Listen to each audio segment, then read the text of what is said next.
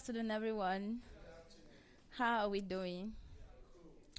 Have you ever looked up to someone as a true or trusted friend, and that person turned out to take a cruel decision that could jeopardize your future or the future of your loved one? Well, that is where my story begins. My name is Winifred Yande. I'm a microbiologist with 5 years experience. I I got admitted into the Federal University of Agriculture in 2014. I was a young lady full of ambition. I had dreams, and I was ambitious of a love that would stand the test of time. That was when I met Daniel, a young, charming, visionary, visionary guy whom we connected easily, instantly. And at first, it felt perfect. We could study together, he could help with my assignments, and that was evident in my first semester results as I made 3.45 as a GP. Trouble started when Daniel graduated and asked me to get married to him. I was still in my 200 level. He was waiting for his NYSC, so I asked, as we don't have any source of income and I was still dependent on my dad for my basic needs, while he depended on his mother, on his widowed mother, who was a petty trader. How are we going to cater for our needs? And what happens when I get pregnant and we finally have a child? Daniel told me I could defer one of my academic session, and go into farming. That was when I was numbed with shock. I couldn't believe myself. Could it be someone I'm planning a future with? It was apparent he doesn't have future plans for me, or probably do not want me to have a bright future. I related the idea to my dad, who strongly disagreed that that can't happen. I had to further my education.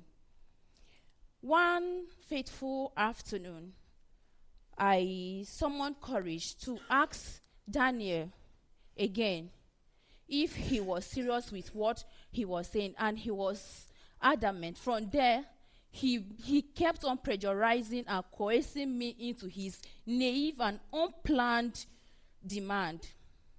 So I summoned courage and asking if we could end the relationship. In fact, I said I would end the relationship so I would have time to focus on my studies. Unknowing to me, Daniel got a spare key, a master key to my apartment, which was situated outside the campus. And while I was away one night for night studies, he sneaked and poisoned a pot of food I had prepared before going for studies. I, I, when I came back from studies the next day, I ate the food, I and my friend Debbie, and we were poisoned, and were rushed to Benue State Teaching Hospital, where I was hospitalized for 2 months. Debbie was discharged after a week because she had tasted just a spoon of the rice, and because of pepper allergy, she could not continue eating. During my stay in the hospital, Daniel never showed up. He fled Makurdi. And when I had recovered and discharged, I was recovered and discharged from the hospital, it was just 2 weeks for our second semester exams. I tried to study hard to make up for my grades, but that affected my CGPA drastically.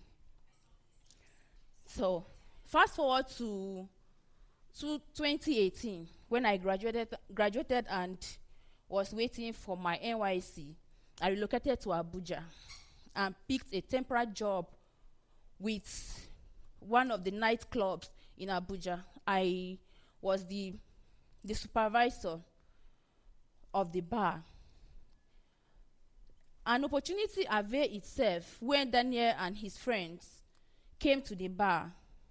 But because of my role as the supervisor, I hardly come to the lounge. So I spotted him through the camera, through the CCTV camera. I monitored with the monitor. So I began to hatch my plans of revenge. I went to an industrial chemistry market and got a poisonous substance,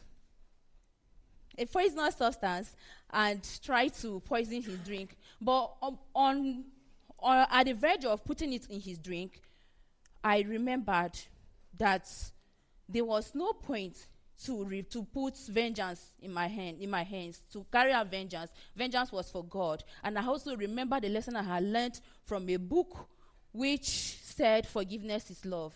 In my story, I learned that, one, you have to forgive and let go. And forgiveness can bring you peace.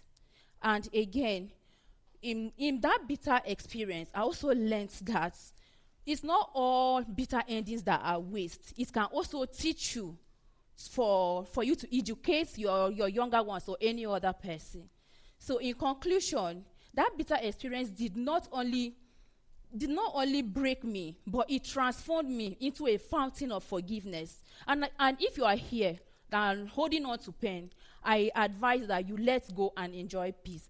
Thank you for listening. I remain Winifred Yande.